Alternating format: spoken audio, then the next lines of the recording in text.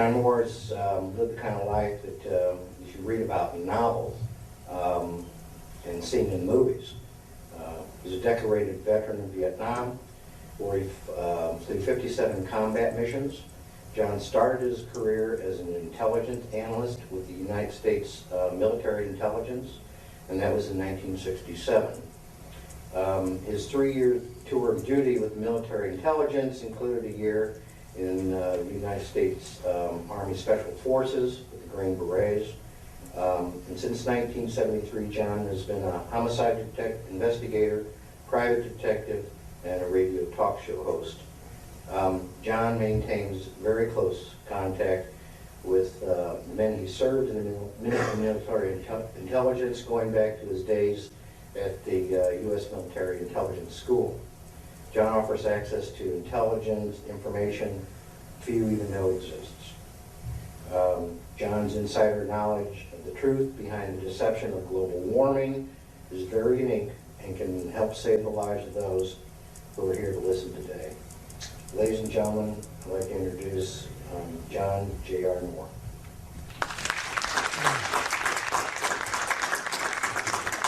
Thank you, John. Good morning, ladies and gentlemen. It's good to see you. We've got a lot to cover today. We have a limited amount of time. What you'll be hearing in this presentation is a very compact version of what's taking me literally 27, 28 years to learn. I've interviewed dozens of people, read thousands of pages of books, watched a number of documentaries, and still get new information every week on this topic of global warming from my confidential sources. This topic, as far as the U.S. government is concerned, is one of the most highly classified matters that the government deals with. Highly classified and highly compartmentalized. People will sometimes flippantly say, well, an organization like the federal government of the United States can't keep secrets. Well, I assure you that they can keep secrets. Absolutely they can. The example I use is the Manhattan Project. The Manhattan Project was the project to build atomic weapons in World War II. Literally, tens of thousands of people, including my father and my grandfather, both worked on the Manhattan Project. Very few of those people had a clue what they were doing. My father and my grandfather were plumbers, and they worked down in Oak Ridge, Tennessee on the Manhattan Project. Yes, indeed, the government can keep secrets. And this matter of the truth behind global warming is one of the most important secrets that they have. The first thing I'll ask you this question. Would the federal government of the United States of America lie to you? That's the response I expect. Laughter. Of course they would. And they have for decades. Because of what I do and what I do professionally, I interact with people involved with law enforcement, including the FBI. I was working on a project with a couple of FBI agents, and we're having lunch one day, and we'd gotten to know each other a little bit. And I thought, well, I'll ask this guy the question, what happened with John Kennedy when he was shot? Now, the man I was asking this was not just a run-of-the-mill FBI agent. He was a supervisory level FBI agent. Within a few years of retirement, he's now retired.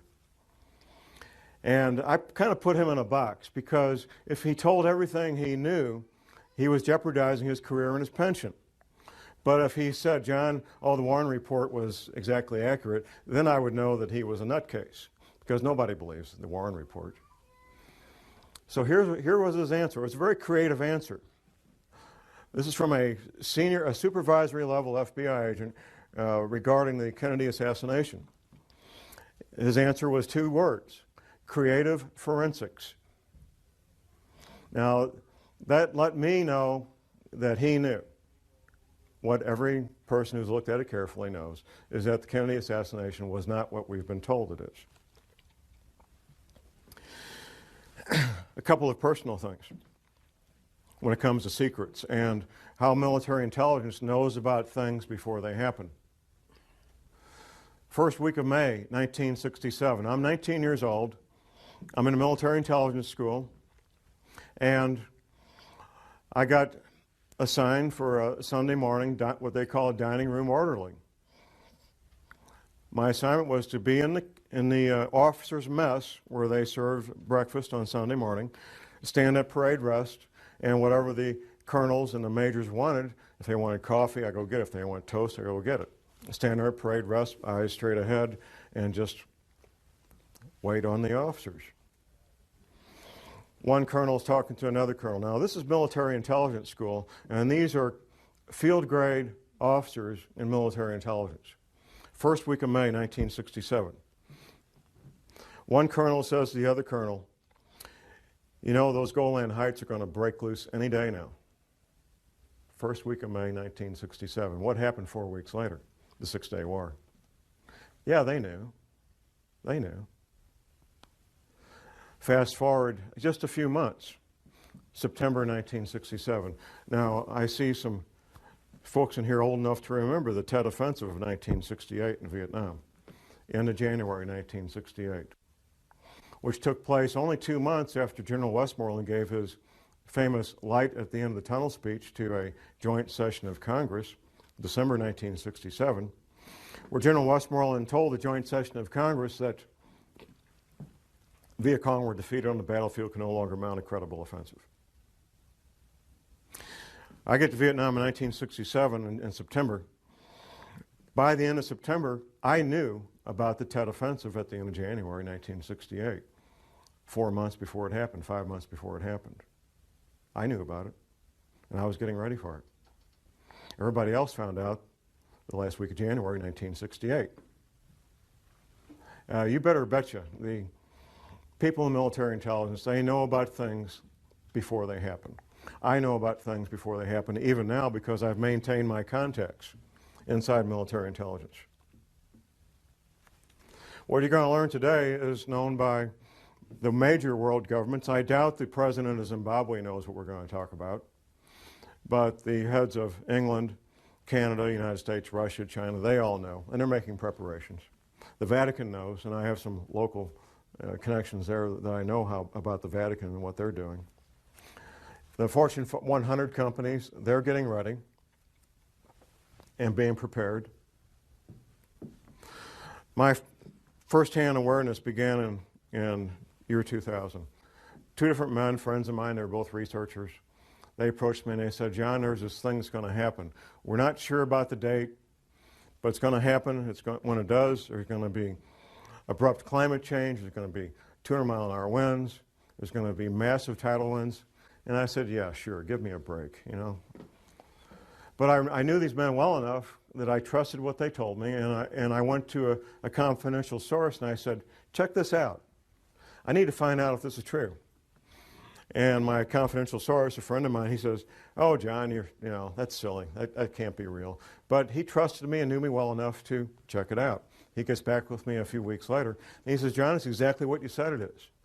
It's coming, it's going to hit us, it's going to hit us hard. And there's going to be 200-mile-an-hour winds. And there's going to be massive tidal waves and earthquakes and all the rest of all the things that you said. That was in the summer of 2000. Here we are 9 years later. Today being March the 29th, 2008. My research has continued. I've continued to develop my sources and put the whole thing together so I can make this presentation.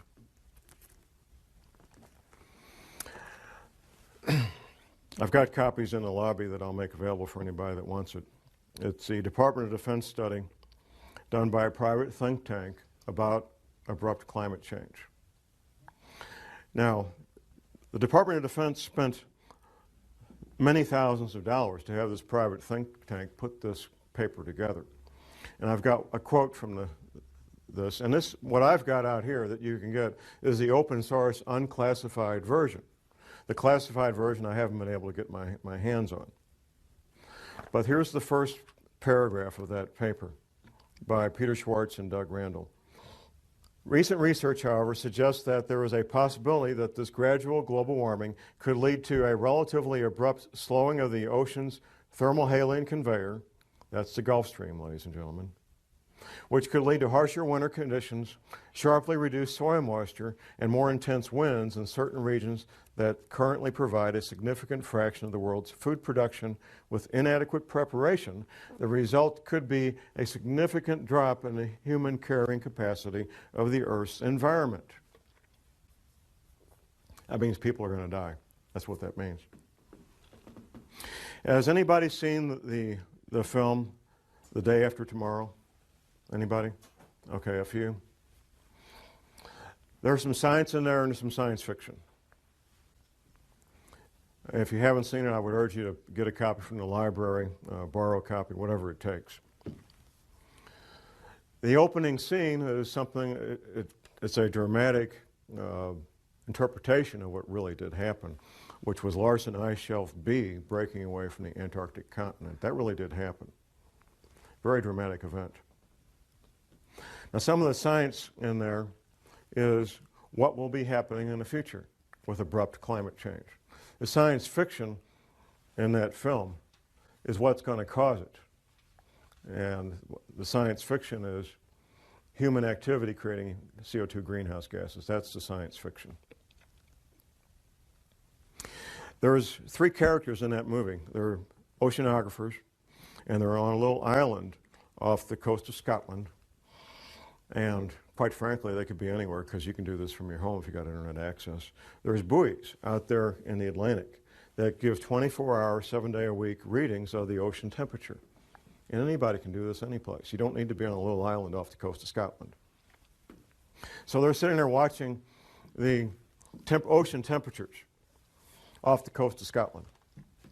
And then there's a dramatic drop in temperature on one buoy, then another buoy, and so forth. And what they're watching is the North Atlantic thermohaline conveyor, which is also called the Gulf Stream.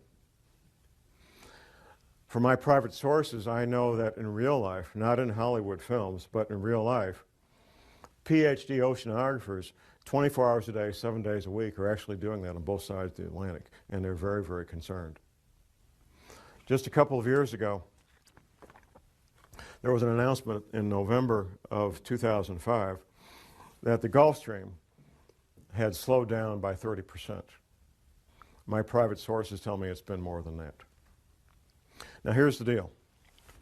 You look at a map of the world and you've got England, Ireland, and Scotland here, and you got Moscow here. They're both the same distance from the North Pole. They're both the same distance from the North Pole. England, Ireland, and Scotland, and Moscow. What's the difference? I mean, they rarely see any serious snow in England, Ireland, and Scotland. They don't have furnaces like we do because it doesn't get to be 10 degrees. And they certainly don't have the winters of Moscow, even though they're the same distance from the North Pole. The reason they don't is the Gulf Stream. The Gulf Stream is that ocean of warm water that comes up from the Caribbean, the Gulf of Mexico, up the east coast of the United States, goes over and down past England, Ireland, Scotland, past France, goes on south and makes a big circle. That's the Gulf Stream. That's what gives England, Ireland, and Scotland the very temperate, mild winters that they've always enjoyed. The best PhD oceanographers on the planet know that it's slowing down, and they know it's going to stop. There's some disagreement about when. And because there's some unknowns that they have to try to do some guesswork. But here's what makes the Gulf Stream work. It's the salt content. It's the salinity of the ocean. The salt content of the ocean allows that big engine to pump that water up, go over and come back down and do that big circle of thousands of miles. The salt content is changing because of melting freshwater ice in Greenland and melting freshwater ice in the Antarctic. Now, the melting ice at the North Pole doesn't make any difference because that's floating salt water. So it doesn't make any difference. It doesn't change the sea levels, it doesn't change the salinity of the ocean. This fresh water being introduced into the ocean is reducing the salinity of the ocean. That's slowing down the Gulf Stream, and at some point it will stop. 3 years, 5 years, 20 years, I can't tell you when. And the best PhD oceanographers on the planet can't tell you when.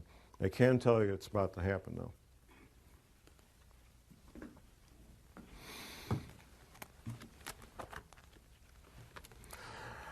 And of course, that brings abrupt climate change. What does that mean? Well, it means they have to turn their furnaces up a little bit higher in England, Ireland, Scotland. I wish it was that simple. When you're in the construction business, and I've been around the construction business, my family business was plumbing, you learn certain things. You learn certain things about infrastructure. You learn where the frost line is. You bury pipes below the frost line. And all the pipes in England are buried below what they call their frost line, which is probably 6 to 10 inches, because they don't have any real winters there. The frost line here is 18 inches in Missouri. The frost line in Moscow is probably 2 to 3 feet. So, all the infrastructure in England is built to deal with winters that they're not prepared to deal with. All the infrastructure there. The same thing's happening in Alaska right now. In Alaska, we've got the permafrost melting. All human-made, all human-built infrastructure up there, roads, buildings, bridges, pipeline on concrete piers, is built with an engineering premise. The engineering premise is that the permafrost will always be, guess what, permanently frozen. Permafrost, permanently frozen. Guess what, it's no longer permanently frozen. And the bridges, the roads, the buildings are all starting to do this. In fact, it's become a full-time job on the pipeline to go back to those concrete piers and straighten them back up. That highway that goes from Washington State to Alaska they built in World War II, that was built on top of the permafrost. It doesn't have a foundation like what we have here. As I started tracking this matter of abrupt climate change and rising ocean levels, I incorporated into casual conversations with people I knew and came in contact with. I was having lunch one day with a friend of mine. This friend is a veteran of the U.S. Navy Submarine Corps. And I was talking about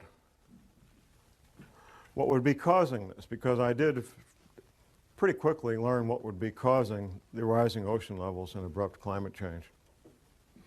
And my friend starts telling me what he heard at a classified U.S. Navy briefing.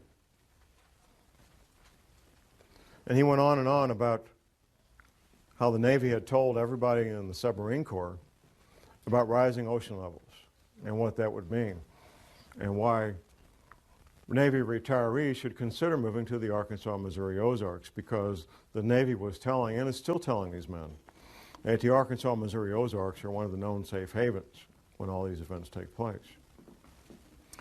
Later that night, I got home and I was thinking about our conversation, and something occurred to me that hadn't occurred to me while the two of us were together. And it occurred to me that we were talking about the same thing. I was talking about the cause, and he was talking about the effect. At that point, I also remembered a map that a patient of my wife's a chiropractor, had brought in and showed my wife back in the mid-'80s, of what North America would look like after the oceans rose to their new levels. Now, at the time, I thought, this lady needs a tinfoil hat real bad. That's the only thing I could think of. It was a beautiful full-color map done by a psychic. But I always remembered the map. I have a very good memory about things that I choose to remember. And I thought about this map, and I called my friend on the phone, and I said, I got this map. I want to send it a copy of it. I got a little copy I found on the internet, 4 by 4 inches. So I sent it to him by email. And my friend looks at it and he says, well, from the Rocky Mountains east, it's very accurate compared to what the Navy showed us, with one exception. Wisconsin's gone on the Navy's map. Wisconsin is still there on Scallion's map, Gordon Michael Scallion, well-known psychic. And from the Rocky Mountains west, it's not even close to what the Navy says, not even a little bit close. So I went ahead and ordered a copy of Scallion's map, a full-size version of it, and I get together with my friend, and he goes over the entire coast of the United States, East Coast, Gulf Coast around Florida, down to Texas, West Coast on up to Washington. And he shows me in great detail where the Navy said the new shoreline was going to be. He also told me that the East Coast would take damage up to the Blue Ridge Parkway. Now, the Blue Ridge Parkway runs north-south on the east side of the Appalachian Mountains, about 100 miles from the coast. Now, you have to keep in mind, this is not John Moore. This is U.S. Navy and classified briefings telling these men what would be happening in the future. Since talking to my friend, I've also interviewed 3 more Navy veterans. One was an officer in the submarine corps. Another was an intelligence officer from another service assigned to the submarine corps for a 3-year tour of duty. And the third guy was a Navy veteran. Fourth guy, actually. The intelligence officer, he was kind of an unusual way that the two of us got together. A friend of mine, he's a college professor, and I was at his college class on international relations giving a presentation on terrorism. The other presenter was this former intelligence officer. So we finish our presentation to college students on terrorism, and we go to a pizza place in Rolla. And there's 4 of us. Myself, I'm sitting here. The retired intelligence officer, his wife sitting next to me. And the intelligence officer himself sitting across from me, and my friend and college professor is right over here. Once I found out that he did a 3-year tour of duty with the submarine corps, I knew I had to ask the question. I might never see this man again in my life. I got to ask the question. Now, we haven't talked about rising ocean levels. And this you have to keep in mind, this is a basic tool of investigative work, is interviewing witnesses at different times and different places, interviewing witnesses that don't know each other. You want to get to the heart of a matter, that's the way it's done. You find witnesses who don't know each other that have the same information, and you interview them at different times, different places. So I asked him, tell me what you know about rising ocean levels. His wife, sitting next to me, before he can even speak up, his wife sitting next to me says the following. We were on our last duty assignment, and we were at the Pentagon. Now, we've been all over the planet, typical military family, and we had to pick a place to retire. We chose the Arkansas, Missouri Ozarks because of rising ocean levels. I had my answer. I had my answer. We talked about that a little bit more. A few weeks later, I made a lunch appointment with him, and I brought the map with me that I'd revised after going over it with the first submarine veteran. I brought it with me. We met at Steak and Shake, had lunch, and I had him revise the map even further, getting a few more details in there. The third submarine veteran, retired submarine officer, he's one of my pistol students. We had lunch and we talked, and he says, John, I signed these non-disclosure agreements. If I tell you what I know, I could lose my pension.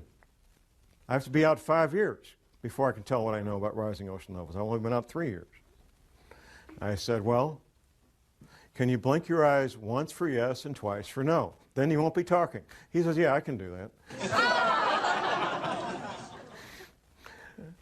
The retired submarine officer verified what the other 2 submarine veterans had told me earlier.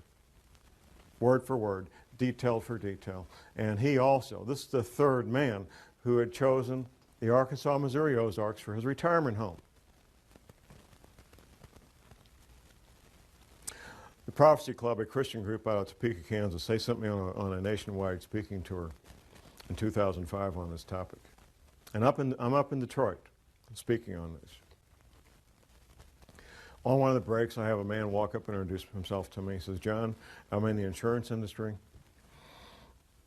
And we've wondered for years, us in the insurance industry, why is there such a cluster of retired Navy people in the zip codes of the Arkansas, Missouri Ozarks? Now I know. Now I got my answer. The Navy knows. Another pistol student of mine, retired Navy guy, I said, what's the altitude of your new home? He told me to the foot the altitude of his new home. How many people can do that? Almost nobody. He told me to the foot the altitude of his new home in the Arkansas, Missouri Ozarks. Absolutely he did.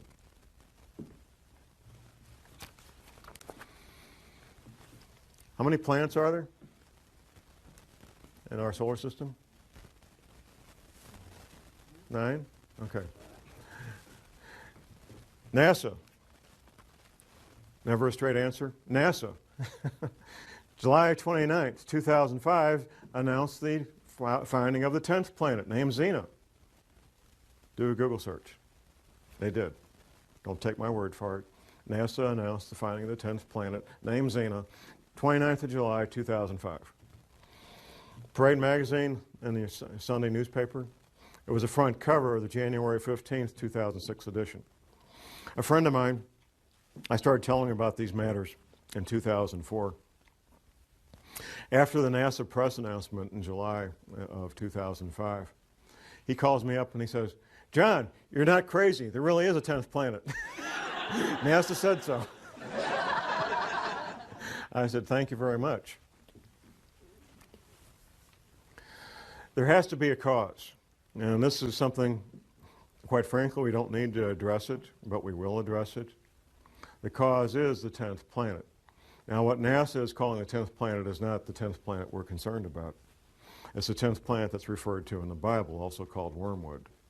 The closer you are to the current equator, whatever that might be, the better off you are when these things happen, if there's a pole shift, because your climate's not going to change all that much. If you're in Miami, Florida, and we have a 20-degree pole shift, you're not going to end up with a really, really bad winter. You're going to have a mild winter. But if you're in Maine and you got a 20-degree pole shift, you could end up with the weather of Siberia real easy.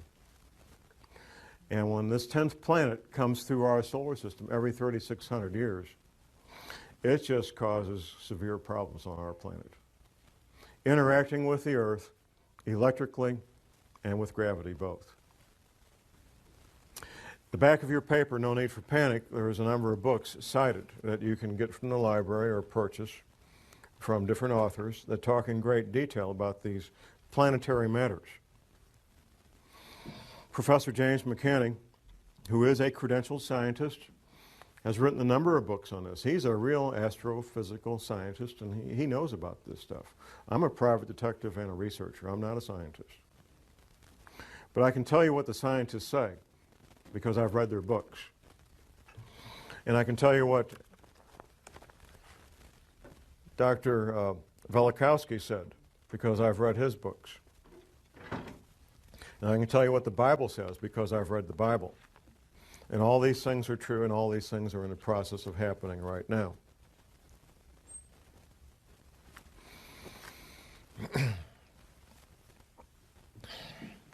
It took me a while to figure this out for the following reason. All these Navy veterans, they were all told about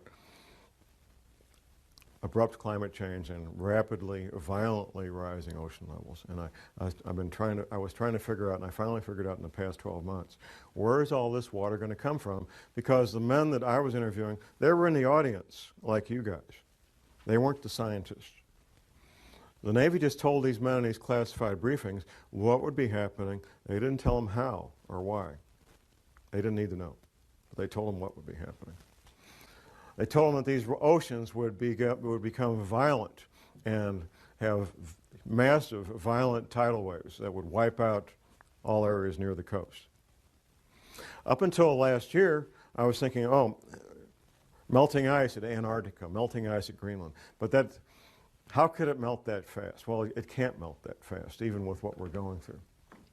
It turns out the answer was right in front of me all the time. There's a quote from Velikovsky that I'll be reading here in a moment when we get to it. It turns out that the knowledge is something all oceanographers know, and a lot of people in geology departments in every university knows. There is a bulge of water at the equator.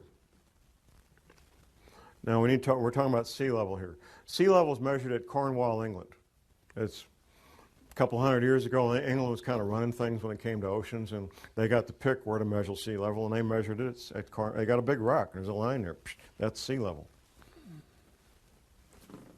It turns out that sea level varies as much as 494 feet up and down from that rock in Cornwall, England. Now that's like a 50-story building. I mean, it's a lot of water. And there's a bulge. of literally millions of cubic miles, 1 mile by 1 mile by 1 mile, cubic miles. Millions of cubic miles of water bulge at the equator of this planet. It wasn't common knowledge for John Moore, I found out. It's not common knowledge for most people. It's held in place by two things, the rotation of the Earth and gravity. Anything that changes our true north, our pole, by more than just a couple of degrees will cause that water to be disrupted. And there's a technical term for it, slosh. And there's records locked up in bones and stone of this having happened in the past. Velikovsky talked about it extensively in his books. Talk a little bit about this water damage. You have a map in your handout. Now, from Washington, D.C. to Boston is basically one big city. Since World War II, that's what it's become. One big city. All that's going to be gone. Going down the coast to Atlanta and down to Florida. Florida, the highest point in Florida is on the Panhandle, 55 feet above sea level. Florida's finished, except for a small part of the isthmus, maybe. And that's a big maybe. Gulf Coast, Alabama, Louisiana, Mississippi are pretty much going to be gone. In fact, the new mouth of the Mississippi will be at the current Arkansas-Louisiana state line, a couple hundred miles up from where it is right now. Going down around the coast of Texas, Texas will take damage about 100 miles inland. California will take damage 25 to 100 miles inland, depending on a couple of things, the level of the altitude above sea level and seismic activity. On up the west coast to Oregon and Seattle, all coastal areas being damaged 50 to 100 miles inland. And once again, seismic activity is going to play a big role in what happens. Locally in the Midwest, we have something called the New Madrid seismic zone. Once the Mississippi River becomes 50 to 100 miles wide, the U.S. Navy, not John Moore, the U.S. Navy says it will trigger at least 3 9-point-plus earthquakes on the New Madrid seismic zone. Southern Illinois will basically be one large swamp. In fact, southern Illinois is already pretty swampy.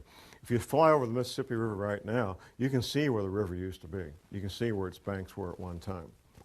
A much, much larger river than it is now.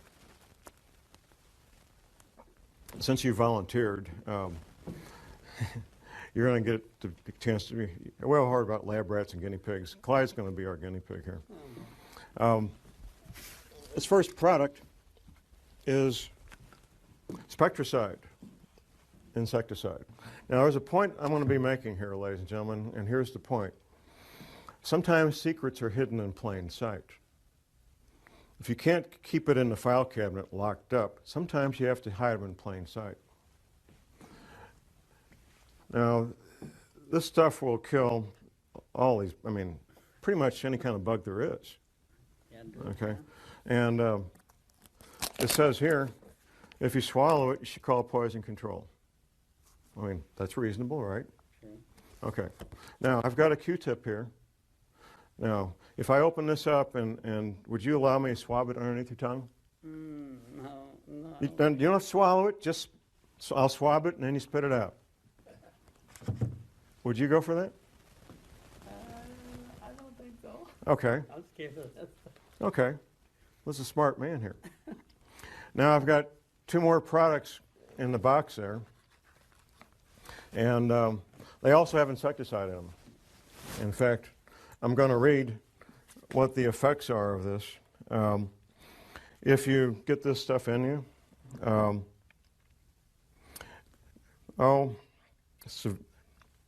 death, nausea, vomiting, abdominal distress, diarrhea, stupor, weakness, muscular weakness, tremors, convulsions, respiratory cardiac failure. Now, I'll make the same offer to you, Clyde. These 2 products here that have this insecticide on it. Just a little swab underneath the tongue. I think I'll pass. You pass on that? Okay. Now, these I don't trust medicines. Well, this isn't medicine. This is, Well, this, I meant some of the stuff now it says right on here, just like the insecticide, it says if you swallow the product, that you should call poison control. Because, in fact, this insecticide and this product, they can't sell it as a separate product as insecticide anymore. It's too dangerous. It used to be. I mean, 40 years ago, they would sell it in pure form for insecticide, but it's too dangerous to even let loose in the environment anymore. But here's the two products right here, Colgate and Crest. yeah, fluoride. Yeah. Sodium fluoride is one of the most hazardous, one of the most dangerous substances known to man. And it says right on the box, right here, that if you swallow it, you should call poison control. That if you swallow it, you should call poison control. That if you swallow it, you should... But what about a little swab under the tongue? Yeah, You already told me you wouldn't do it. no, they get into your system. There's lots, especially for children, there's lots of medications that it says put under the tongue. Because that mucous membrane instantly puts it in your bloodstream. Instantly. Hiding in plain sight. That's the point. Thank you, Clyde. And here's your copy of your book. If I can get it without knocking off everything here. Thank you, sir. We appreciate your help. John. Hiding things in plain sight. That's the point. If you can't keep it locked up in secret, you hide it in plain sight. Colgate and Crest, there's probably more of that toothpaste sold than any two brands in the country. And it says right on the box that if you swallow the product, you call poison control. First time I did this, it was live on the air on a radio show. And it was a live call-in show. This lady calls in about a half hour after I made this little presentation. And she says, John, I went to my medicine cabinet, and it says right on the tube, just like you said, call poison control if you swallow it. Here's a couple of things that are hiding in plain sight to make this point. We've all heard of the Catholic Church and the Vatican. Of course, the Vatican and the Catholic Church is a country. A lot of people don't think about it, but it is a country. They have their own postage stamps, for example. The Vatican also has, maybe I should use past tense, they had a library open every working day for centuries, up until July of 2007. Now Rome is, 80, 100 miles from the ocean, from the Mediterranean Sea, but it's not very high above sea level. In July of 2007, the Vatican announced that they were closing the Vatican Library. It had not been closed in centuries. Hiding it in plain sight. The reason they gave, the publicly stated reason, was that we have a structural problem in this building and we got to correct that. We're going to shut down the library. It will be reopened in 2010. By 2010, ladies and gentlemen, it will be someplace else. In fact, it's probably already in the process of being moved. Here's another example of something being hidden in plain sight. I know we have most people in this audience either have internet access or know somebody that does. You put this in Google, CIA in Denver. CIA in Denver, in Google. And you'll find that public announcements from CIA going back into 2007 that they're moving their entire domestic division from Langley, Virginia, which is about 85 feet above sea level, to Denver, Colorado. Now, the first publicly stated reason was kind of silly, and they got tired of being laughed at, so they stopped stating that. I'll tell you what that is in a moment. What they're saying right now is, quote unquote, for operational reasons. That's the publicly stated reason now. The original reason, we want to break up the old boy network that's been in place for so many decades in the CIA so things will run better. Nobody believed that. That was just too silly. My contacts inside the CIA said, John, we're just scratching our heads. And that's before they got my information. We don't know why we're being moved. They're not telling us. They're not telling us. They're just saying, if you want your career and you want your pension, pack your bags and go to Denver. Otherwise, your career is toast. EPA, our friends. Now, a lot of people make fun of the EPA and hate the EPA, but like most government agencies, most of the people that work there are good men and women with good intentions, including a lot of scientists. The EPA had a library, past tense, until 2007. The library contained the largest collection of cross-referenced, important term, cross-referenced articles and manuscripts on man-made compounds and biological agents in the English language. In 2007, it was closed. The EPA library was closed, and it was a number of different locations around the country, closed to even EPA scientists could not access it. Anybody see Al Gore's film, An Inconvenient Truth? Okay, once again, I encourage people to watch this movie. There's some science in there, there's some science fiction.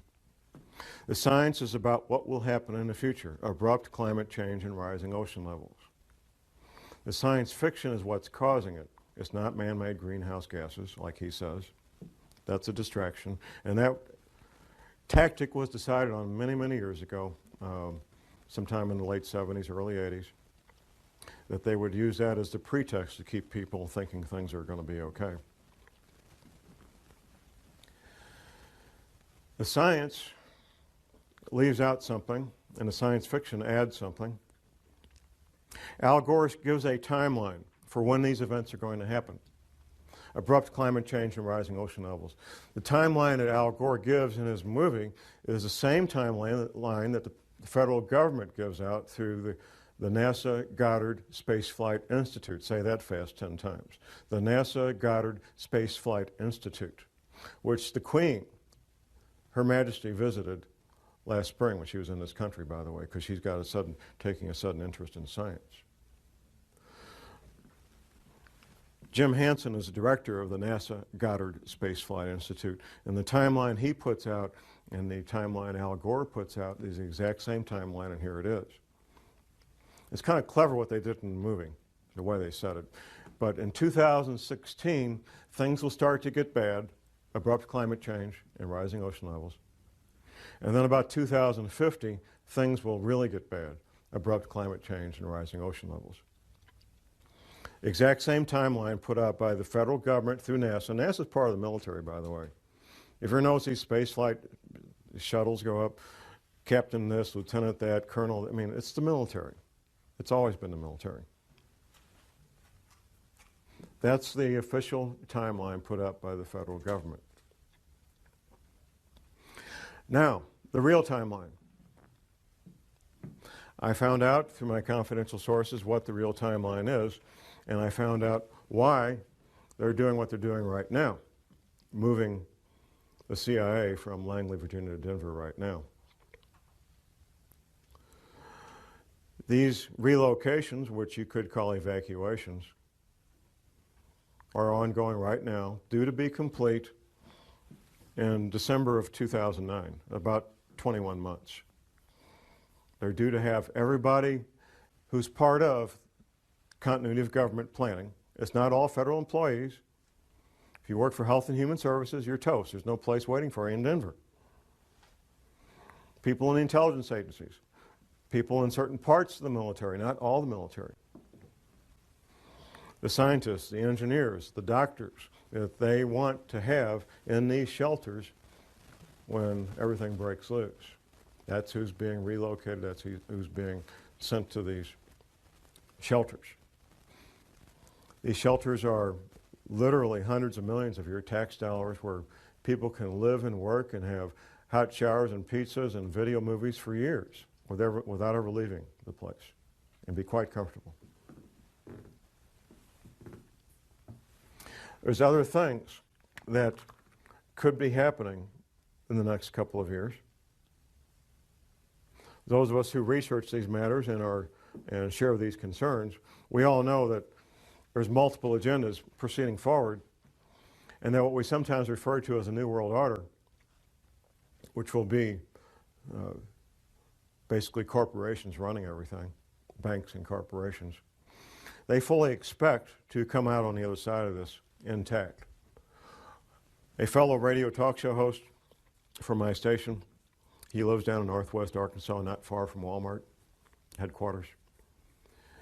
He says, John, I get plain brown envelopes with no return address sent to me from people that work inside there at middle and upper management levels, giving blueprints of the shelters that Walmart's built for their people. They expect to come out on this. Another friend of mine was working with a Catholic group here in St. Louis. And his job was to help set up military-grade radio communications between the Vatican group in St. Louis and the Catholic group in St. Louis, and the Vatican. Military-grade, two-way communications. And we're not talking 10-4 good buddy CB stuff. The real military-grade radio communications. The agendas of the people that control the world, the international bankers and the Fortune 500 and so forth, is to have a planet with far less people on it than there is now, either inadvertently through these earth changes or by design, through World War III, a flu pandemic, or a severe economic collapse leading to societal disruption, or all three happening at the same time. These are all matters that could be happening in the not too distant future. What's going on right now? In March of 2008, well, the first 2 months of this year, of 2008, we had 400 tornadoes. I refer to what we're living in right now as phase one. Phase one is where normal commerce takes place. We can have our careers, interact with our families and our social events that we normally do, and life appears to be normal. The powers that be are using phase one to finish their final preparations. This shelter I talked about here at Weldon Springs, Missouri, it took almost twice as long to build it as they anticipated. They kept running into the various problems that any construction project has, but they got it built. And they're using these remaining months to finish up whatever final preparations they need to get their people in place and get moved. Phase two will be when these earth changes events, abrupt climate change, bizarre weather, earthquakes, tidal waves, all become so numerous that they become daily news. In fact, when I meet people out in the street, almost everybody comments on how bizarre the weather has become. And that's pretty much a topic of daily discussion. The government, the powers that be, will claim that these bizarre weather-related events are related to global warming. And when they're happening, that we need to start cutting back on our creation of CO2 greenhouse gases. In fact, on the way in this morning, I heard that we had our first ever, today, we had our first Earth Hour. In Sydney, Australia, we had our first Earth Hour where they turned off the lights in Sydney, Australia for 1 hour to get people to think about global warming. Since I've been watching these matters the past 9 years, I watched it incrementally become a bigger and bigger media event, up to the point where Al Gore got the Academy Award for Best Documentary in 2007. Then it was like, we're off to the races. Up until that award, or that Academy Award, global warming related news stories was maybe twice a week. That was about what I was seeing. Since then, since he got that Academy Award just over a year ago, it's been daily, 7 days a week, global warming stories. And there will be no end to it. As long as there's news, as long as they're capable of broadcasting news, you will have global warming stories every day of the week from now on. As these events become more severe, you're going to hear more and more men with lab coats from NASA talking about global warming being caused by human activity and that it will be better and everything's going to be okay, so you can go back to your baseball games and go back to work Monday morning. Things are going to be fine. That's phase 2. Phase 3 will be a relatively short period of time. It may be a matter of a few days, maybe a week. It won't be long. At some point, people will realize that things are very strange and very dangerous, and they'll start doing things they normally wouldn't do. Say, for example, you're a professional, self-employed, or you have several people working for you. Half the people in this country work for small businesses.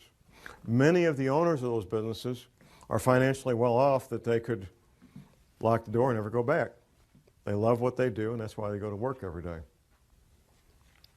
I've heard any number of people tell me, they say, John, the government doesn't want to create panic. That's why they're concealing this. No, the government's not concerned about panic.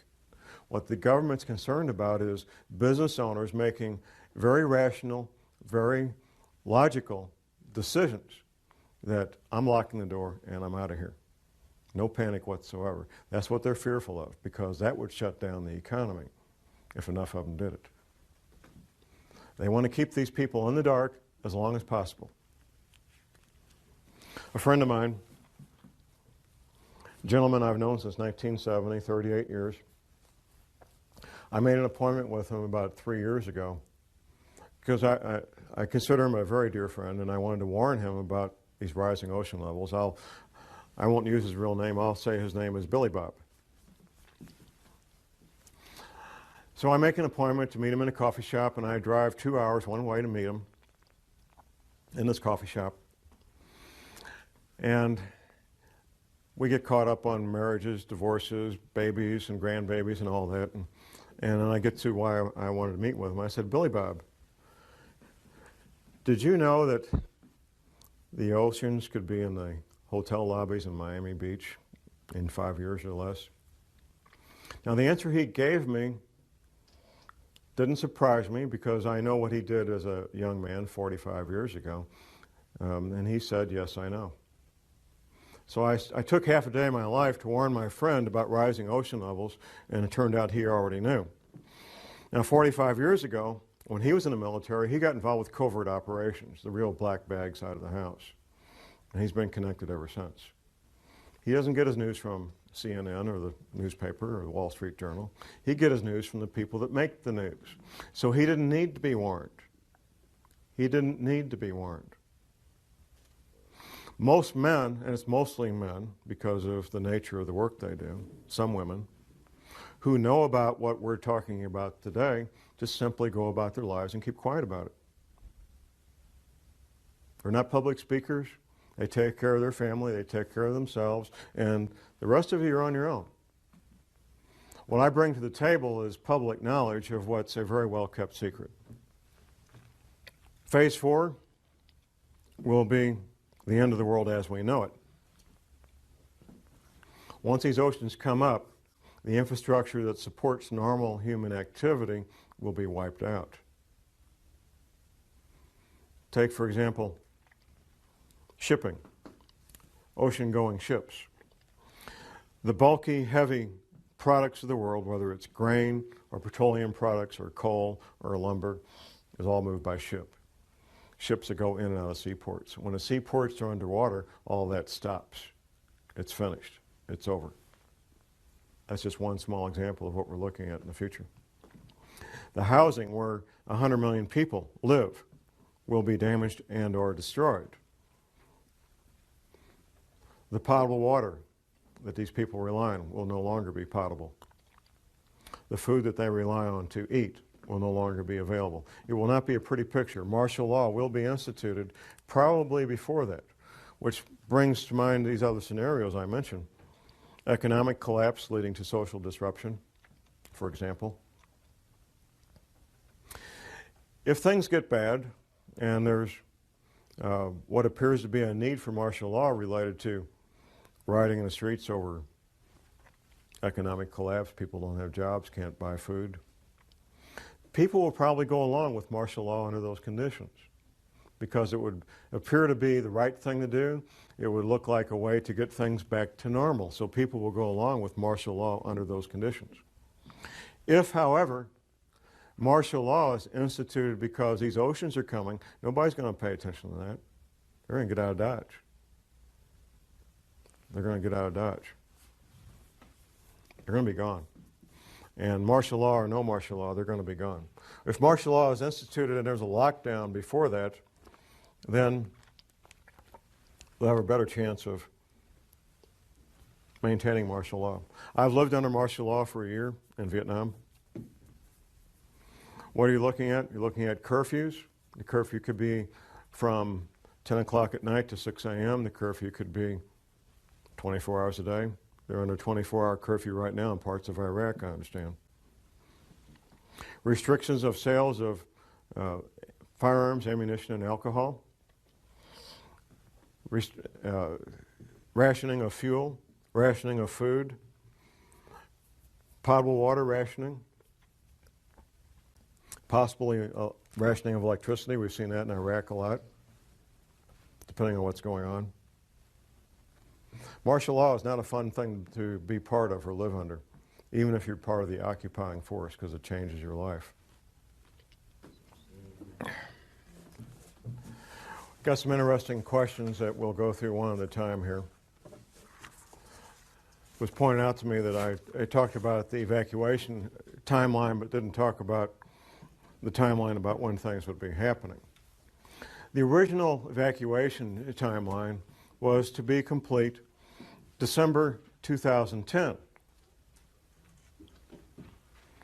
Now, when you're moving literally tens of thousands of people, their spouses, their children, their pets, their household items, it's no small thing. It's a massive logistical problem. And one of the problems the government has is that this object, this 10th planet, has been acting like a comet, and it's coming up from the south, which is why we can't see it. It's coming up from the southern hemisphere, from the South Pole. It's been speeding up and slowing down. That's what a comet does. When it gets a tail and starts interacting electrically with our sun, it starts speeding up and slowing down. Well, they discovered they had to move up everything to be complete by 2009, by the end of 2009. It's not a specific date as in March the 1st or July the 10th or anything like that. It's not a specific date. It's a time frame. The time frame is 2010. That's the time frame.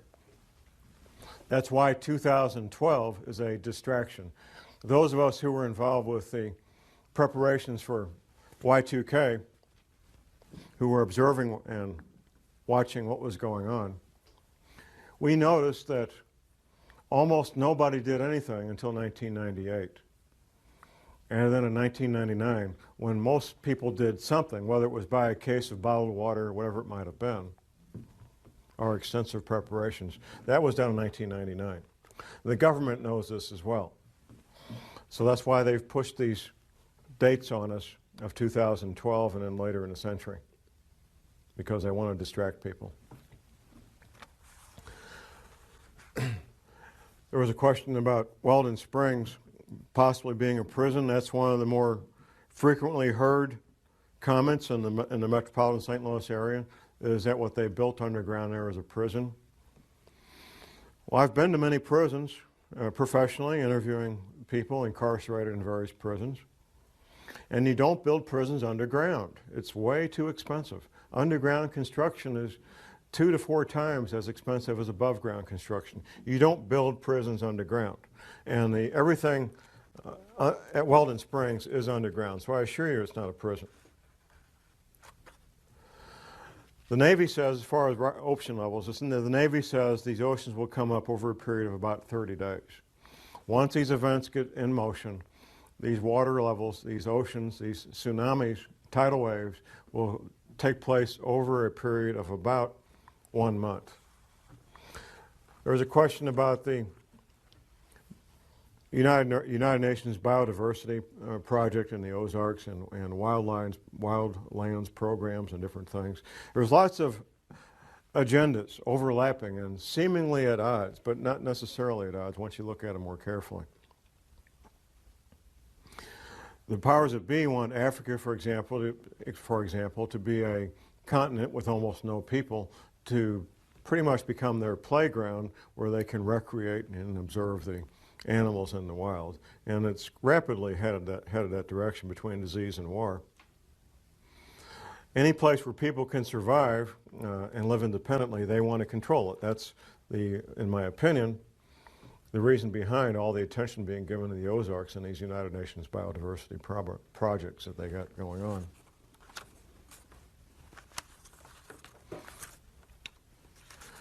There's been some questions. Of course, St. Louis is the headquarters for Monsanto, about Monsanto buying up and getting patents on seeds. I think that's what the question had to do with patents on GMO seeds. And they do.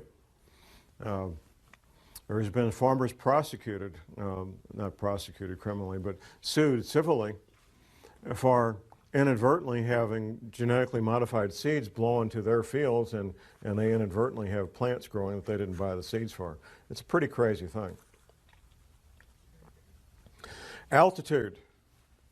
The Navy says that everything 100 feet sea level and below will be completely destroyed. The Navy says everything at 400 feet and below is at risk of being damaged and or destroyed. But there's more to this. There's how close you are to densely populated areas. Now, the Appalachian Mountains, for example, in North Carolina and so forth, would be highly desirable places to be if it wasn't for being so close to literally tens of million people who are going to be hungry and without potable water and without electricity. That's what makes those areas undesirable, even though they will be safe in terms of geology and rising ocean levels. There was a question about money and keeping money and so forth. If you're watching what's going on with the dollar, now this is March of 2008, you might be watching this video a year from now, 6 months from now. The American dollar is in severe crisis and is at risk of no longer being the reserve currency of choice for the countries and the major banks of the world. Dollars, if you call dollars money, you would be well advised to maybe be looking at something else for money to store up value for future use, possibly gold coins, possibly silver coins, to store up a lot of value in a compact area, compact space. Before, however, I would get gold coins or silver coins, I think I would look at other aspects of preparedness, and that's why I want to focus on the final part of this presentation is preparedness. On my radio show, I told my audience in the summer of '06 that I would no longer focus on the geopolitical matters. I'm with Republic Broadcasting, and they have a number of excellent talk show hosts that talk about the geopolitical matters nationally and internationally all the time quite well. That John Moore would focus on preparedness. So let's look at the stepping stones, the building blocks of preparedness. First of all, and most important, is spiritual preparedness. I'm not ashamed to admit that I am a born-again, Bible-believing Christian. I know from interviewing and studying what happened in World War II that our American POWs who were incarcerated in POW camps in World War II, our American POWs who had strong spiritual beliefs, were far more likely to survive what went on in these POW camps than those who did not. Eating the same food, having the same medical attention, doing the same work, wearing the same clothes, living in the same buildings. Those who had a strong spiritual foundation were far more likely to survive those conditions. We know that for a fact. It's not my job to tell you what your spiritual beliefs should be. My job is to tell you need to have strong spiritual beliefs, whatever that might be for you. Next comes skills. And there's a lot of skills I'm going to advocate. I'm going to look at my list here so I don't miss any of my list of skills. And I'm going to come back and read you what Dr. Velikowski wrote about what might happen. The skills of a farmer, a gardener. You will be growing your own food. The skills of a paramedic.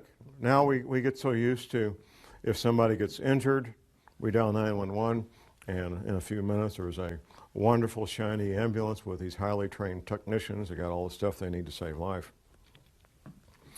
In a future where things no longer work like we're used to, you're going to be your own paramedic, or you're going to sit there and watch your loved one bleed to death from a chainsaw accident or whatever it might be. An EMT course is one semester at your local junior college, maybe $100, $200, and you'll know more about emergency medical matters than 99% of the people in this country. One semester at your local junior college. You don't need to worry about passing a test unless you intend to be a paramedic or EMT. You don't need to worry about taking a test at all. You want to learn the skills, and you want to get a kit equal to your skill level. Now, the paramedic training is three more semesters of college on top of that first one, and then you'll have a skill level almost equal to a medical doctor when it comes to emergency medical treatment. The skills of a ham radio operator. Now, I've been in places, I've been in combat, and I know what it's like not to know what's going on. This book that I offer on my website, Emergency Survival Communications, excellent book. It's written for people who don't know anything about radios. Sitting someplace when things are bad, let's take an example most of us are familiar with, 9/11/01. By mid-morning of the 11th day of September 2001, I knew we were at war because smoke was coming up out of the Pentagon. That's how I knew we were at war. I set up emergency communications on my dining room table. I monitored the local emergency frequencies where I lived in St. Louis. I monitored the radio frequencies nationally, and I monitored the TV stations for 24 hours a day, 7 days a week for about 10 days or so. We finally shut it down. Being able to instantly and effectively communicate with your friends and loved ones, and we found this out during Hurricane Katrina, two-way radio communication that you control could mean the difference between life and death. In Hurricane Katrina, it was a matter of life and death for many people. The ability to communicate with their loved ones, let them know they were okay, ask for help, or be able to give help. The skills of a backpacker, being able to carry everything you need on your back, your shelter, your clothing, your hygiene needs. Being able to clean yourself out in the field, prepare food out in the field, and do so in a manner that doesn't make you sick. Being able to take water out of a stream and filter it so you can drink it without getting sick. All the things that a backpacker knows, the skills of a soldier. In a severe crisis like Hurricane Katrina, for example, you're your own cop, you're your own soldier, or nobody's protected. That's what it comes down to. You become your own soldier, you become your own police officer, and you protect your loved ones because of these skills that you learn. Animal husbandry. In a severe long-term crisis, having goats and sheep and chickens and ducks and rabbits can mean the difference between a fairly good and healthy diet and one that's terribly lacking in protein. It's extremely difficult to get the protein you need from an all-vegetable diet. Extremely difficult. The skills of a carpenter, of an electrician, of a plumber. Things that we may call up a professional to do now, you will be on your own to make these repairs. The skills of an automobile mechanic. All these skills take years to learn, and you can't learn them out of a book, at least not and be very effective. There's some things you can learn out of a book, but without practical application, you're just guessing at how this stuff works.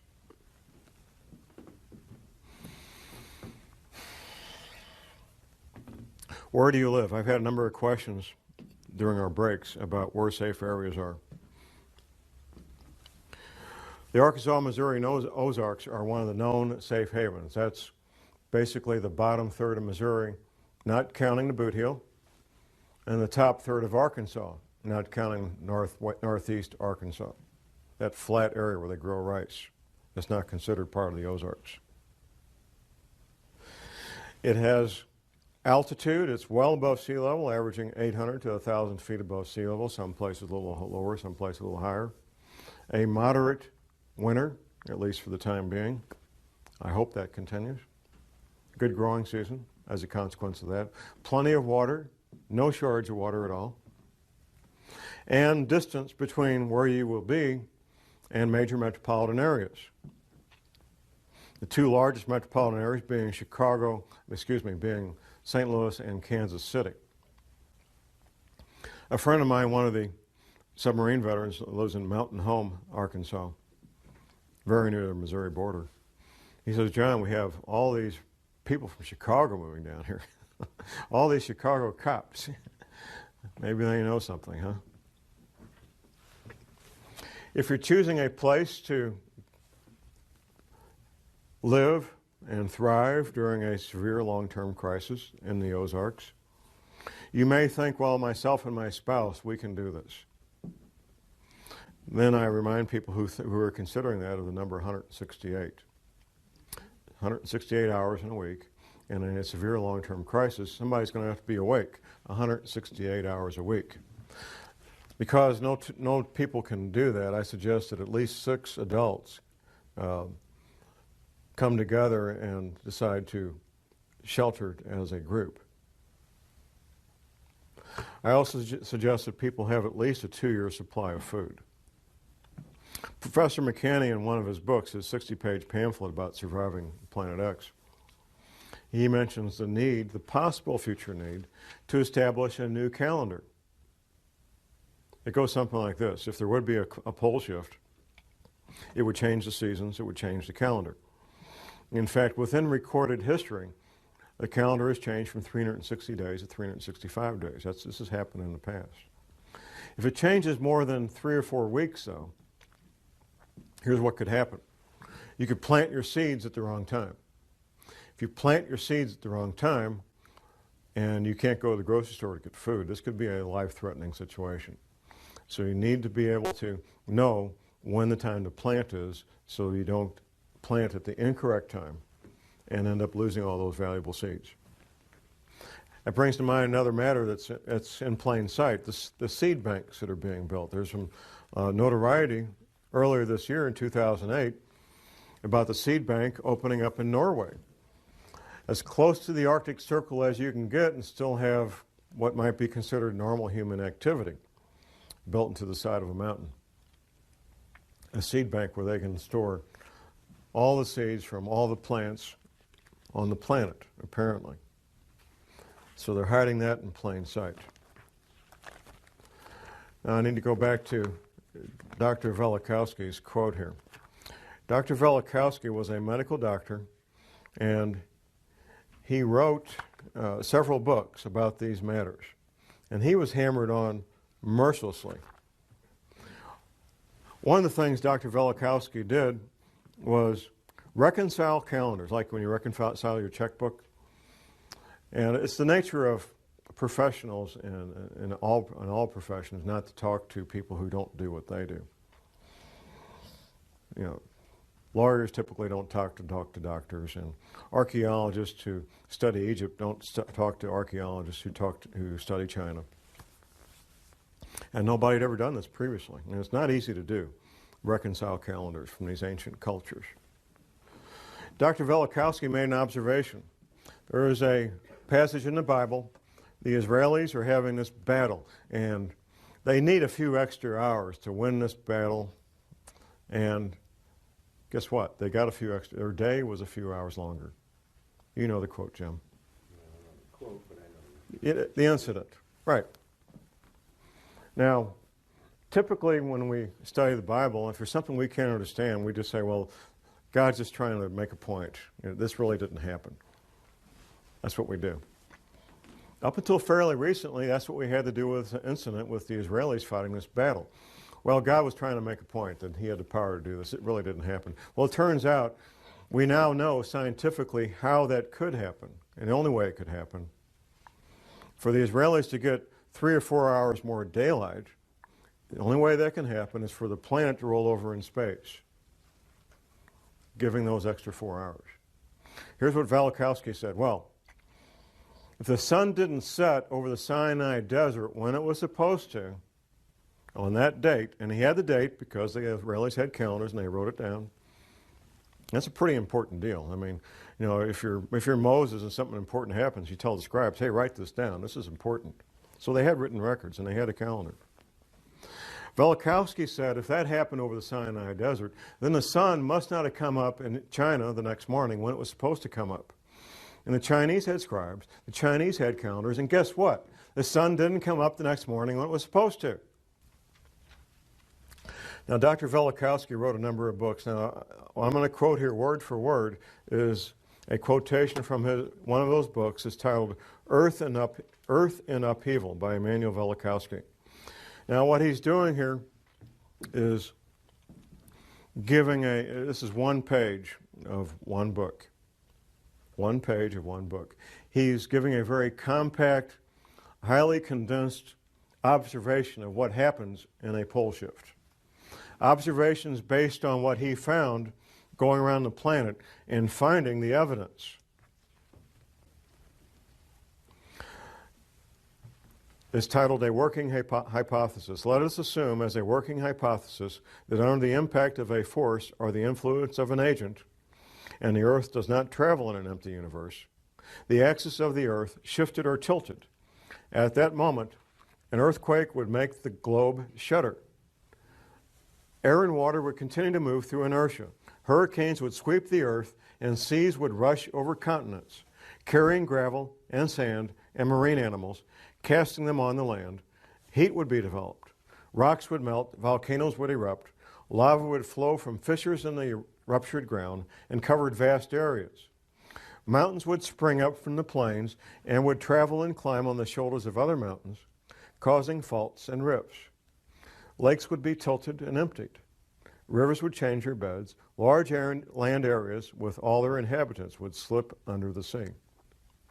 Forests would burn. Hurricanes and wild seas would wrest them from the ground on which they grew and pile them, branch and root, in huge heaps. The seas would turn into deserts, their waters rolling away. And if a change in the velocity of the Earth's rotation, slowing it down, should accompany the shifting of the axis, the water confined to the equatorial oceans by centrifugal force would retreat to the poles, and high tides and hurricanes would rush from pole to pole, carrying reindeer and seals to the tropics and desert lions into the Arctic, moving from the equator up and down the mountain ridges of the Himalayas and down the African jungles, and crumbled rocks torn from splintering mountains would be scattered over large distances. And herds of animals would be washed from the plains of Siberia. The shifting of the axis would also change the climate of every place, leaving corals in Newfoundland and elephants in Alaska, fig trees in northern Greenland, and luxuriant forests in Antarctica. In the event of a rapid shift of the axis, many species and genera of animals on land and in the sea would be destroyed, and civilizations, if any, would be reduced to ruins.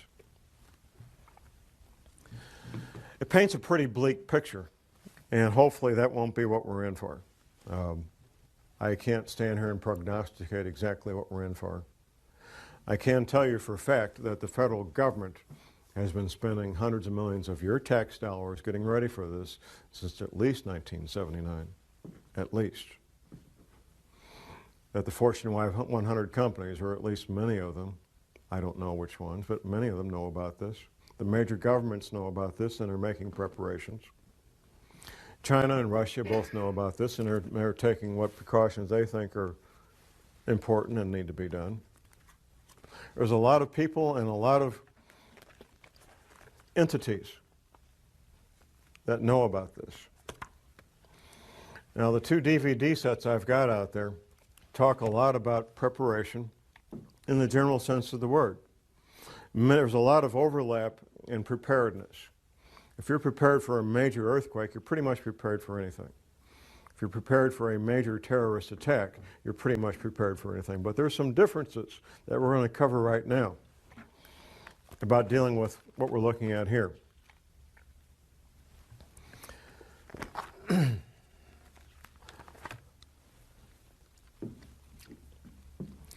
Anybody here watch Little House on the Prairie, Michael Landon? Okay. Okay. Life on the Kansas prairies in the 1880s, 1890s. In the 1880s, 1890s, we had a complete working infrastructure in this country where goods and services were produced and delivered. Commerce took place. We had a postal system. We had law enforcement. We had the military. We had medical care. Bulk goods were produced and delivered and transported, none of which used internal combustion engines. None of it. None of it. No internal combustion engines. It was all people power, animal power, and steam power. That's what made that infrastructure work. Well, ladies and gentlemen, we may be going back to the 1880s and all that infrastructure is gone. Steam engines are pretty much in museums and not available to the rest of us to use, although I'm working on that. Horses, there's a lot of horses around, most of them for pleasure use, not many would be used to or are suitable for pulling heavy wagons, although I guess they could be adapted for that. And what wagons do we have? That whole infrastructure of cargo wagons pulled by horses is pretty much in museums too. Sailboats, bicycles, steam-powered cars, steam-powered boats, steam-powered tractors. That's what we'd be looking at eventually. On my website, you'll see steam engines built by Mike Brown. I'm working with another manufacturer who's doing something nobody's ever done that we're aware of, and that's fabricate complete steam electric generating sets mounted on a flatbed or an enclosed trailer where it's all one package. So if you have wood or anything that burns, and if you have a little bit of water, you can have electricity. And that's a nice thing. Electricity is a good thing. And trying to operate communications equipment without electricity simply isn't going to happen, not very effectively anyway. There are some crank-up receivers that you can get, which I have a couple of them myself. Steam power is the way large amounts of electricity have always been generated. A lot of people don't know this, but this young lady might know here, but a nuclear submarine is a steamboat. An aircraft carrier is a steamboat. A nuclear power plant is a steam-generating power plant. That's the way large amounts of energy have always been made because of the incredible torque and energy you get from expanding steam. So that's hopefully will be available soon where people can get access to steam energy and steam engines. We already can get the engines, but the boilers are the hard part, and the man I'm working with in Minnesota is working on getting these boilers ready to go, and we're right at the cusp of being able to offer those. Getting access to modern medical care, which I don't advocate except for emergency use, and modern dentistry, which I do advocate, could be very difficult, if almost impossible to do in a long-term crisis. If you need pharmaceutical products to live, you need to look for alternatives because access to pharmaceutical products is probably going to be cut off. Getting those concerns taken care of now while you can is an important thing to do. Getting those dental concerns taken care of, stockpiling prescription pharmaceutical products if you need to do that. In a long-term severe crisis, as I mentioned earlier, if somebody wants what you have, whether it's your food or your teenage daughter, you're going to have to be the one stopping that person yourself. That means learning to use firearms and be good with them, being prepared to use deadly force to protect your loved ones. All right.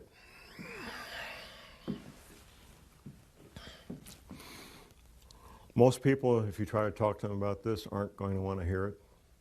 I wrote this paper, You Have No Need for Panic, for my brother and my brother-in-law, knowing full well that they probably would not pay heed. I've written a couple of times, and I've spoken publicly a couple of times about denial. And denial is not a river in Egypt. Denial is a very predictable human response. The first time I ran into it as an adult was in Vietnam in the fall of 1967.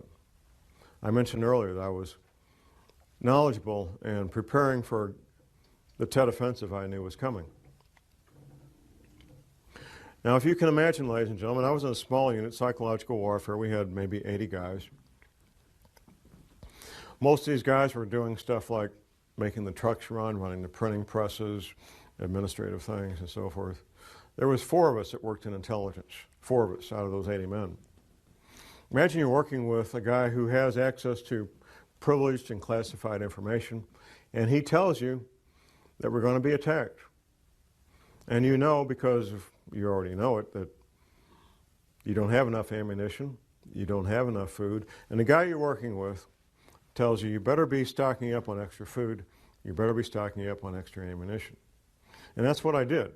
I told the men I worked with, I said, guys are going to hit us, they're going to hit us hard with everything they got. The Army's not taking care of us. The Army's not providing us extra food. The Army's not providing us with extra ammunition. You need to be doing this yourself. In September, October, November, December, I'm telling these men the same thing. Almost none of them paid heed. A few did, most didn't. That was my first introduction to denial, and my first awareness that people don't want to hear bad news and they're not going to act on bad news. And I can tell the people in this audience, and I can tell the people watching this movie, that most people you talk to are going to respond the same way. Even though you give them the evidence, even though you can show them the printout from Google, the news articles that the CIA is moving half of everything they've got from Langley, Virginia to Denver for no apparent reason. No reason that they're willing to talk about anyway. Operational reasons, all right? Tens of millions of dollars to move these people from Langley, Virginia to Denver, Colorado. One of my sponsors on my show, he, well, actually it's my only sponsor at the moment, he sells freeze-dried food. And he was talking to one of the larger, if I mentioned the name, you would instantly recognize it, one of the larger manufacturers of freeze-dried food in the country. In fact, they may be the largest, I don't know. This was about 6 weeks ago. This is the end of March 2008. So this would have been early to mid-February. And here's what one of the largest manufacturers of freeze-dried food told my friend about 6 weeks ago. Governments, plural, not singular, governments, plural, have come here in the last week or two and bought everything we've got. Everything. Our entire inventory. Anything you want from now on, freeze-dried guy, will be a 6 to 8 week back order minimum, and we can't even promise that. Last minute preparations. There was a story in the news just in the last week about a country storing up tons of corn in a cave, of all things. I guess they don't have silos where they are. In fact, I know this country, and I know they don't have silos. We're seeing some unusual last-minute preparations taking place, and they're happening right now. If I had a better timeline, I would give it to you. I'm not sure anybody has a better timeline. The timeline we know of is enough for me. Knowing that we'll get through 2008 pretty well, and most likely make it for 2009 pretty well, that's okay for me. I'll take that 21 months and run with it. Absolutely I will. And every month after that is a blessing from God to do a little bit more and talk to a few more people. Every month after that's a blessing from God and be living on borrowed time, in my opinion. A little bit about Professor McCanning and what's causing all this to happen, because I kind of touched on this a couple of times and we need a bit more detail. As opposed to what NASA says, our solar system is not electrically neutral, as NASA says, but is electrically charged. In fact, Professor McCanning refers to our solar system as being a massive solar capacitor. And any large object that comes into our solar system will start discharging that capacitor. And that's when the problems start, and it's already happening. This large body that we talked about earlier is interacting electrically and with gravity with our sun and with us directly. All weather, and this is mentioned in the film, The Day After Tomorrow, all weather except for small areas, and we talk about man-made weather, but Man-made manipulation of weather can affect a couple hundred square miles for a relatively short period of time. That's what man-made weather can do. But otherwise, all weather on this planet is a consequence of energy coming at us from our sun. In the film The Day After Tomorrow, there was an actor acting as a NOAA, National Oceanic and Atmospheric Administration, acting as a NOAA scientist, and he makes this statement. The only place energy like this can come from, and at this level, is our sun. And that's a true, scientifically true statement. The sun is what's causing our weather to become so bizarre and so strange. Energy from our sun. And our sun is truly going ballistic and going bizarre, becoming bizarre. We've known for many decades that our sun goes through an 11-year cycle. 11 years of increasing solar activity to a high point, and 11 years of decreasing activity to a low point. When it got to the top of the 11-year cycle about 5 years ago, it didn't peak, it kept getting higher and higher to the point where all the instrumentation that they had set up to measure solar activity had to be recalibrated. They couldn't even measure it. They had to mathematically extrapolate to get the answers they were looking for what our sun was doing. And right now, in March of 2008, our sun is doing some very bizarre and very strange things, which is causing our weather to be very bizarre and do very strange things all over the earth. And it's happening right in front of our faces. And it will continue to happen. I urge people to get Professor McCanney's books, read his books, and listen to his radio show. Professor McCanney is a scientist who knows what's going on and is willing to talk about it. There are scientists in the government who know about these matters, but they don't talk publicly about them. It would be the end of their careers. There is occasionally a slip of the tongue. I'll give you an example of a slip of the tongue. There is a program for civilians to be trained to observe weather and report back to the county sheriff's office what they observed. Skywarn. Now, a lady friend of mine, she's an electrical engineer, she took the Skywarn class in St. Louis County in the fall of 2006. This was just after Hurricane Katrina. And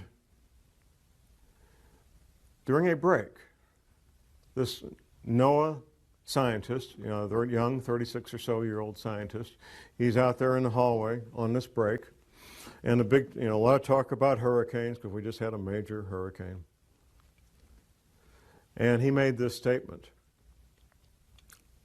Just wait till you start seeing these hurricanes forming over land. Whoa, hurricanes don't form over land. You can't graduate from weather school and become a meteorologist and even think that or believe that. My friend tried to ask a follow-up question. The young NOAA scientist knew that if he said anything else, his career and pension would be at risk, so he shut up right then. But we've since seen at least one hurricane over Oklahoma. It was about a year ago. The classic cyclonic type storm, about 50 to 100 miles wide with a well-formed eye and winds in excess of 75 miles an hour. That's the definition of a hurricane. Cyclonic storm covers a wide area with a well-formed eye and winds in excess of 75 miles an hour. Over Oklahoma about a year ago in 2007. One of the things about the modern age is anybody with internet access can watch in real time on radar as these things are happening. And my friends who are involved in construction and any outdoor activity, they watch that radar every day because it affects their livelihood. And tens of thousands of people saw this event, this hurricane over land. Do we have any other questions out there that have been written down and to be handed up front? We don't? Okay. I'll make sure I get over all these questions here. I think I have. Altitudes of safe places. I've touched on this several times, but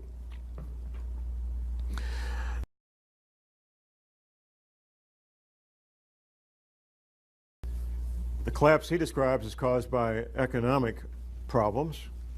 However, The book is often described as a survival manual disguised as a novel. The advice he gives and scenarios that take place are very, very likely to be happening in real life. That's why I recommend the book.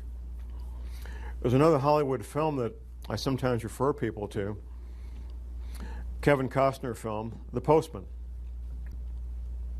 They really don't explain what caused the problems with the Holocaust of the Postman and the crisis. However, you'll see if you watch the film, the actor, Kevin Costner, coming across what looks like a medieval English village. The way people dress, the way people live. He also comes across fortified towns and villages. In a severe long-term crisis, the federal government will still exist, and the federal government will still think they exercise control. The federal government will exercise control as far as their fence goes. That's what they'll exercise control over. State governments, pretty much the same way. Government in a long-term severe crisis will be at the county level. In fact, up until the Great Depression in the 1930s, that's what government was for most people in this country. And once you get 60 or 100 miles away from these cities, government for most people is still the county government. County government will once again be king of the hill. If there's any services provided by any government, it will be at the county level in a long-term severe crisis.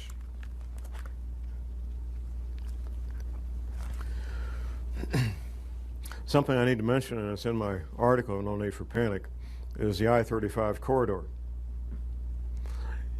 Typically, the public arguments go one of two ways. There's a Chamber of Commerce argument that the I-35 corridor, which goes from the Mexican border to Canada, will be good for commerce and good for business.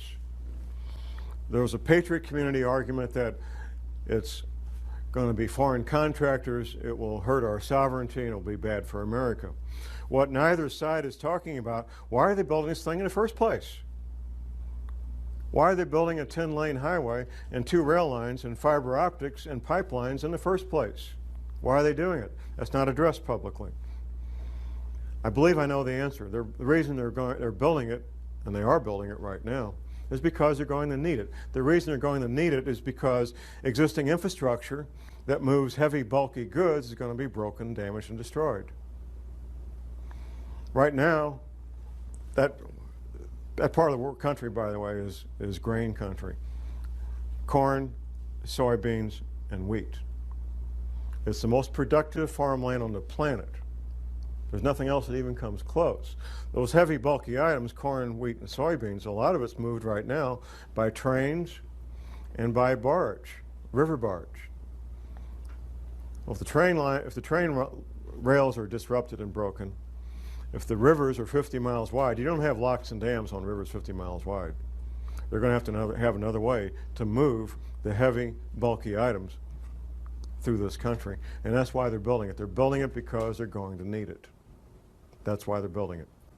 They're building it because they're going to need it. They're going to need it because existing infrastructure is going to be broken, damaged, and destroyed. I want to talk a little bit more about communications because it is so essential, and I have to keep coming back to this. Using professional-grade two-way radios is not like picking up your cell phone. It isn't. There's things you have to learn and things you have to know if you want to use and be effective with professional-grade two-way radio communications. A lot of people are hesitant to get one more government authority in their back pocket, and I don't blame you. I don't like to do that either. You don't need to become a licensed ham radio operator to get the skills of a licensed ham radio operator. The skills are what you need. The little card that says you can talk legally, it's nice to have, but it's not mandatory.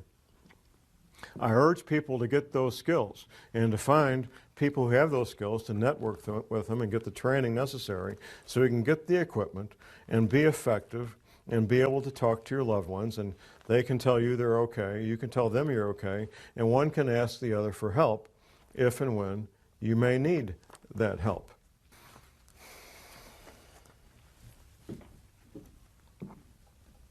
The time we've got, I really can't stand here and tell you precisely. Do we have 21 months? I hope so. As far as earth changes being severe, we probably do. In terms of other potential crises, there may be timelines and dates marked on calendars, but they haven't told me. This economy is in severe trouble. One of the foundational parts of our economy is major banks loaning money to other major banks. That's not happening. That's pretty much stopped if you've been paying attention. Tax-free municipal bonds, the place you park money for widows and orphans. AAA-rated tax-free municipal bonds, rated by Moody's. People don't trust the AAA rating anymore. Cities wanting to build new water projects, roads, sewers, whatever it might be, are having to offer 17 and 18% interest to get people to buy their tax-free municipal bonds. And they aren't doing it. They can't afford to pay that kind of interest and build new infrastructure in that manner. They simply can't do it. There's a lot of foundational things about our economy that are at severe, severe risk right now in March of 2008. The apparent solution is to create more money, which will make the crisis longer and worse, but that has been the decision, and they're going to stick to it. They're not going to change that decision. My advice to people is to focus on the local, focus on what you can do to help protect your family and your loved ones. I get people calling me on the radio, on my radio show all the time, asking about little hints here and there about what will help make their family safer. Should I move here? Should I move there? Well, you folks need to make your own decision about what's going to be safe for you. I'm not going to make that decision for you. Even if you bring me in as a private consultant, I won't make that decision for you. I will tell you what the possibilities are.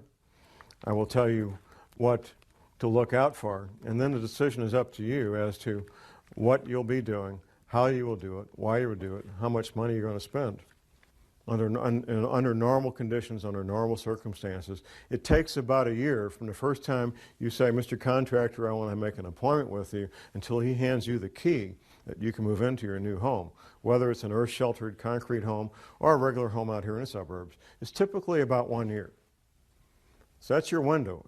And after that, no matter how much money you've got, it will be very, very difficult to get anything done in less than a year.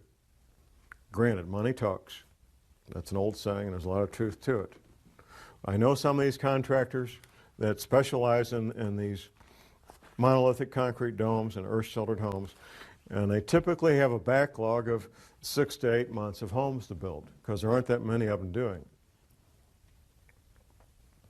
Point being, ladies and gentlemen, whenever you folks are out there watching us tape in the future, if you have the financial resources and want to build something, you need to figure on about 12 months from the time you make that first call until the time the contractor hands you the keys and you're ready to move in. There's websites on the handout there, no need for panic, listed at the back. Mr. Rawls, the author of the book I mentioned, he has a website, Survival Blog, and we're going to include some of these websites on the tape here at the end so people can watch them. Survivalblog.com. Excellent website. I highly recommend it. The radio station that I'm on, Republic Broadcasting, has a number of talk show hosts that deal with all kinds of topics. The man on the show before mine on Sunday evening, Sunday afternoon, focuses on preparedness. We have other talk show hosts to talk a lot about health-related topics and, of course, the geopolitical matters. There's a lot of education you can get from listening to talk radio. And I urge people to get as much education as they can in the time that remains. There is a story, and I'm not sure if it's true or not that it matters. And shortly after John Kennedy came to office, he got a private audience with the Pope. And that's publicly documented and well known.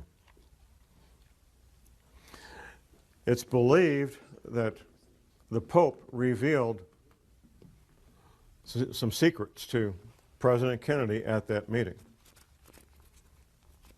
Because when President Kennedy came back, he started implementing executive orders that had to do with preparedness. Of course, at the time, we were just coming out of the Cold War, and people thought it was Cold War related. Made sense at the time.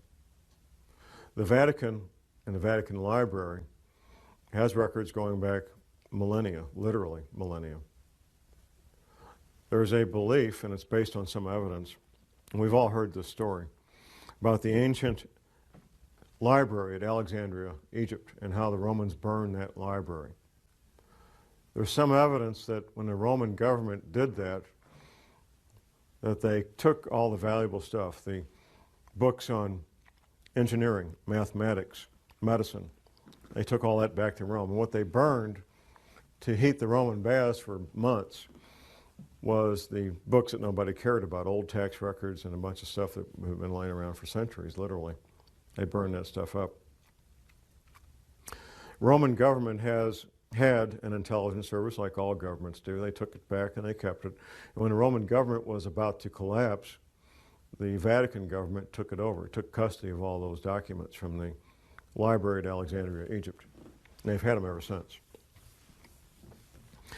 They've known, because they've had the records, what was coming at us, both from the Bible and from other written records of other cultures. They've known what was coming at us. And they apparently warned, President Kennedy about what was coming at us. And whether it was because of the Cold War or because of what he learned from the Pope, President Kennedy began implementing the emergency preparations at the federal government level back then in the early 1960s. And those preparations have continued to this day. Back in the mid to late 1990s, there was some public attention to shelters being built by the Russians. And it didn't make any sense. Well, the Cold War is over, the Soviet Union's collapsed, we got democracy in Russia. Why are they building these shelters that could house tens of thousands of people in the Ural Mountains? They're literally cut the middle of a mountain in the Ural Mountains. Why are they doing that now? It didn't make any sense. Well, now it makes sense. They need to shelter their people too. It's the nature of any large organization to want to take care of their own people. And the Russians, of course, are doing that as well. Talk about the Chinese a little bit. The maps I've seen of what Asia will look like after these ocean levels come up show China losing a substantial part of their agricultural land, the land that they grow food on to feed more than 1 billion people. They're still going to want to do that, even though they've lost all that land. There's a very good possibility, and once again it's backed up by evidence. A friend of mine who's still active in the military, he got on a Black Hawk helicopter at MacDill Air Force Base. This is very recently, the last 3 or 4 years.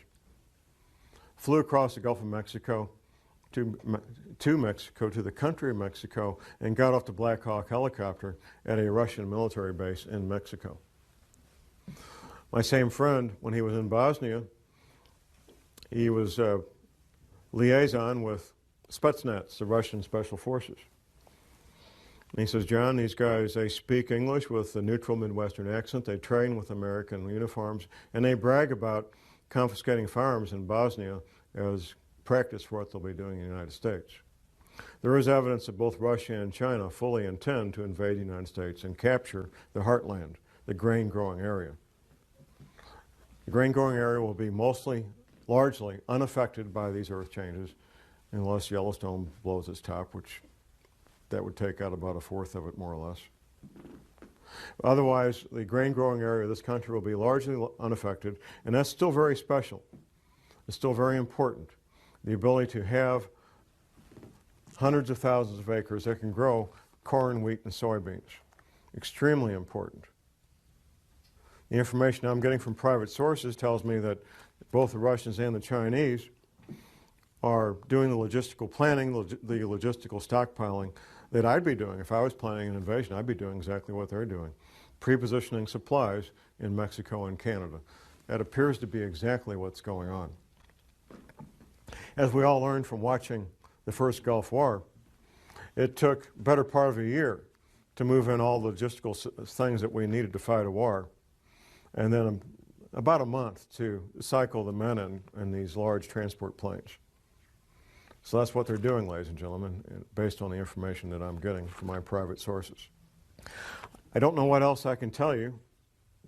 I've answered every question that I'm aware of. If more questions come up, you've got my phone number on the front of my article there, no need for panic. I am reachable for private consultations. I do a radio show 2 hours a week on Republic Broadcasting from 4 to 6 p.m. is my current time slot on Sunday afternoons. My passion is to help people be safe. I've seen the consequences of not being prepared. I've seen violent death firsthand. I've smelled the bombs. I've seen the bleeding bodies. I've heard the screams of the people dying in agony. And it's not a fun place to be. My passion is to see people be safe. And I'll do anything I can to help people be safe and be prepared. That's my passion. That's why I'm up here doing this. And with that, I will ask that God bless you all and that God bless this country. And thank you very much.